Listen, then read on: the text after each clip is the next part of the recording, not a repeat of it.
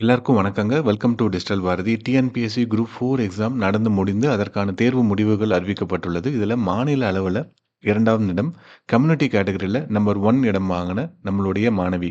Digital Bharathi அகாடமில பொது தமிழ் வகுப்பு attend பண்ணாங்க. அப்புறம் டெஸ்ட் பேட்ச் போட்டிருந்தாங்க. ஸோ, புனிதா ஜோசப் திருநெல்வேலி மாவட்டத்தை சேர்ந்தவர். சரிங்களா? ஸோ, அவங்களுடைய பெருமுயற்சி. ஸோ, இந்த வெற்றிக்கு அ முழு பொறுப்பு யாரு அப்டின்னா, அவங்க மட்டும் தான். ஸோ, எங்களுடைய உதவி இருக்கு அப்டின்னா, அது ரொம்ப மைன்யூட்டா இருக்கும். 1% இருக்கும். 99% அவங்களுடைய பெருமுயற்சினால இந்த வெற்றிய அடைஞ்சிருக்காங்க.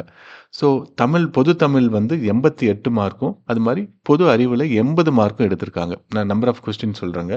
ஸோ, 168 கேள்விகளுக்கு சரியான விடை அளிச்சிருக்காங்க. ஸோ, இவங்க டென்டேட்டிவ்க்கு பார்க்குறப்ப 164 அப்படின்னு போட்டிருந்தாங்க. ஸோ, ஒரு 5 கொஸ்டின், 4 கொஸ்டின் அப்படின்றது ஆட் ஆயிருக்குங்க.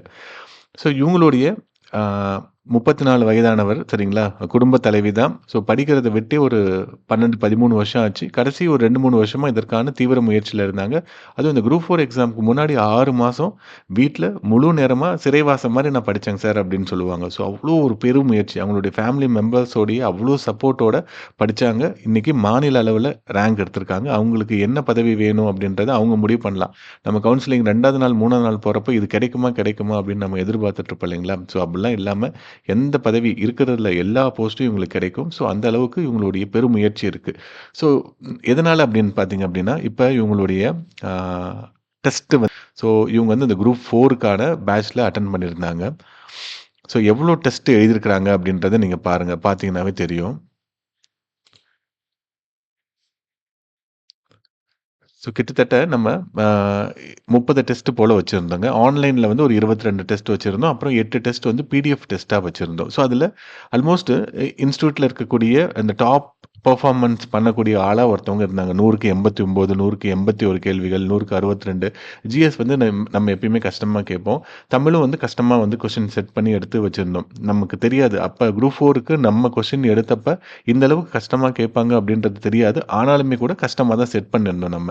100க்கு 76 சரிங்களா? 100க்கு 92 ஸோ ஒரு சில பேப்பர் வந்து நல்லா பண்ணியிருந்தாங்க. 100க்கு 81 ஸோ இது மாரி இவங்க கன்சிஸ்டன்ட்டா எல்லா தேர்வையும் சிறப்பா எழுதிட்டு இருந்தாங்கங்க.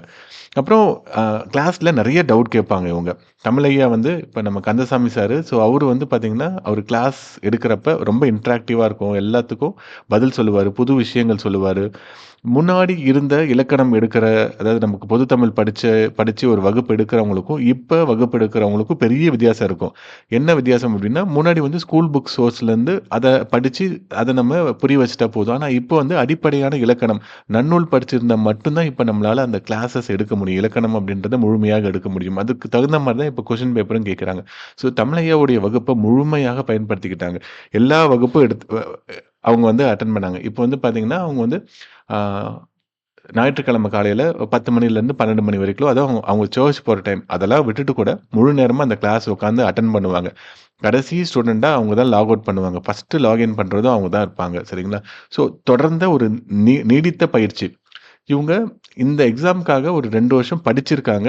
அதுக்கப்புறம் ஃபைனலா இப்ப நம்மகிட்ட ஒரு டெஸ்ட் பேட்ச் போட்டு இந்த தமிழ் கிளாஸ் மட்டும் அட்டெண்ட் பண்ணி வாங்கியிருக்காங்க. இதற்கு முழு நாங்க தான் எங்களால தான் இவங்க வந்தாங்க அப்படின்றது கிடையவே கிடையாது. அவங்களுடைய முழு முயற்சி. இதுக்கு முன்னாடி நெறைய அகாடமில படிச்சிருப்பாங்க. சரிங்களா? நெறைய டெஸ்ட் பேட்ச் எடுத்திருப்பாங்க. அது எல்லாம் சேர்ந்த ஒரு முயற்சி தான் இவங்களுக்கு இன்னைக்கு ஸ்டேட் ரேங்க் அப்படின்றது வந்திருக்குங்க. ஸோ நம்ம என்ன பண்ணணும் அப்படின்னா, தொடர்ந்து இந்த எக்ஸாம்க்காக கரெக்ட்டான அணுகுமுறையோட அணுகி இதுக்கு நம்ம படிக்கணும். ஸ்கூல் புக் படிக்கணும். அது இல்லாம ஸ்டாண்டர்ட் ரெஃபரன்ஸ் புக்ல இருக்கக்கூடிய சில பகுதிகள படிக்கணும். எல்லாத்தையும் படிக்கணுமானா, எல்லாத்தையும் படிக்கணுன்ற அவசியம் கிடையாது. இப்ப தமிழுக்குன்னு நம்ம வந்து ஒரு 13 புக்ஸ் அப்படின்றது சொல்லியிருப்போம். 13 புக்கையும் படிக்கணுமா? அகர முதலி படிக்கணுமா நம்ம? பிழையின்றி எழுதுதல் எப்படின்றத படிக்கணுமா நம்ம?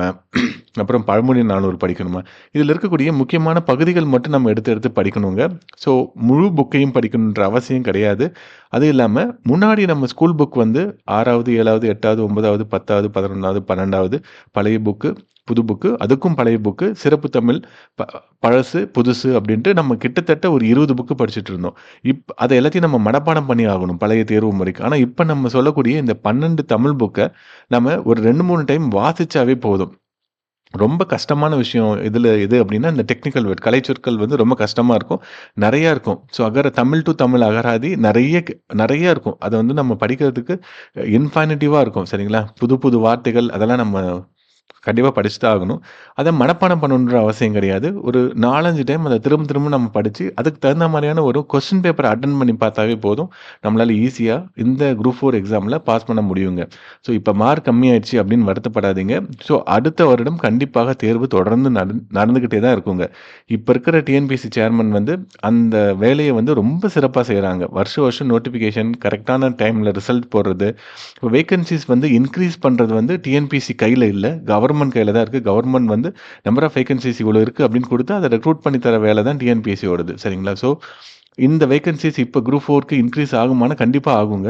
ஸோ அது வந்து இப்ப கவுன்சிலிங் நடக்கிறதுக்கான நேரம் தள்ளி தள்ளி போச்சு அப்படின்னா, நம்பர் ஆஃப் வேக்கன்ஸீஸ் வந்து ஆட் பண்றதும் நெறைய ஆகும்.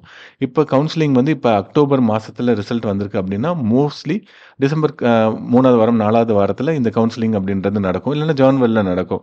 அது இன்னும் கொஞ்சம் தள்ளி போச்சு அப்படின்னா, ஜனவரி வரைக்கும் இருக்கக்கூடிய வேக்கன்ஸீஸ வச்சு அவங்க வந்து என்ன பண்ணுவாங்க அப்படின்னா, இந்த அடெண்டம் போட்டு இந்த வேக்கன்ஸீஸ இன்கிரீஸ் பண்ணுவாங்க. ஸோ அந்த இன்கிரீஸ் பண்றதுக்கான வாய்ப்புகள் அதிகமா இப்போ ஒரு 151, 152 கட் ஆஃபா இருக்கு அப்டின்னா, ஒரு 1500 சீட்டு சேர்த்தாங்க அப்டின்னா, 148, 149 இருக்கிறவங்களுக்கு கூட வருங்க. ஸோ, ஆ வேக்கன்சி இன்கிரீஸ் பண்ணா ரொம்ப நல்லது. எல்லாருக்கும் ஏதாவது ஒரு வேலை அப்டின்றது கிடைக்குங்க. ஓகேங்க. ஸோ, நம்மளுடைய இந்த அ அணுகுமுறை, இந்த எக்ஸாம நோக்கி நமக்கு இருக்கிறது, டிஎன்பிசியோடைய மாற்றத்த நம்ம புரிஞ்சு எடுத்துக்கிட்டு, அடுத்த நிலைய நோக்கி நம்ம போணும். இந்த எக்ஸாம எப்படி எதிர்கொள்ளணும் அப்படின்ட்டு நெறைய பேருக்கு தெரியல. ஸோ, அத கரெக்ட்டா திட்டமிட்டு நம்ம அணுகணும் அப்படின்னா, கண்டிப்பா நம்ம பாஸ் பண்ண முடியுங்க. இது ஒரு பெரிய பயமுள்ள ஒரு எக்ஸாம்லாம் கிடையாது. நீங்க 138, 140 எடுத்திருப்பீங்க. நீங்க போக வேண்டிய தூரம் இன்னும் ஒரு 10, 15 மார்க் தான். சரிங்களா? இப்போ புதுசா வரவங்களுக்கு 150 மார்க் போகணும். நீங்க 10 மார்க்குக்கு தான் போணும். அதனால இந்த பயணத்த கண்டிப்பா நம்ம வெற்றிகரமா முடிப்போங்க. நன்றிங்க.